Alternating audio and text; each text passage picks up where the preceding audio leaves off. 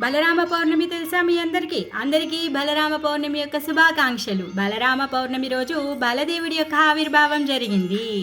బలరామ పౌర్ణమి అంటే మరేదో కాదు, మనమందరం చేసుకునేటటువంటి రాఖీ పౌర్ణమి. ఆ రాఖీ పౌర్ణమి రోజే బలదేవుడి యొక్క ఆవిర్భావం జరిగింది. మరి ఈయనెవరు? ఈయన కృష్ణుడికి అన్న, ఈయన దావుజీ. ఈయనకి బలరామ అని పేరు. మరి బలరామ అని ఎందుకు పేరు వచ్చింది? బలం అంటే ఏ బలమంట? బలం అంటే ఆధ్యాత్మిక బలము. రామ అంటే అందరినీ ఆకర్షించువాడు. ఆయన అందరికీ ఆది గురువు.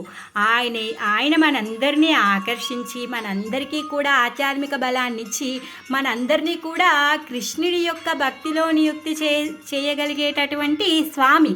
ఈయనెవరు? ఈయన సేవక భగవానుడు. సేవ్య భగవానుడు ఎవరు? సేవ్య భగవానుడు వచ్చేసి కృష్ణ.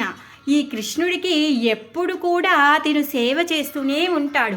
రాముడిగా వచ్చినప్పుడు లక్ష్మణుడిగా ఉంటాడు, కృష్ణుడిగా వచ్చినప్పుడు బలరాముడిగా ఉంటాడు. ఆయన ఎప్పుడైతే క్షీర సముద్రంలో పడుకొని ఉంటాడో అప్పుడు ఆదిశేషిగా శయ్యగా ఉంటాడు.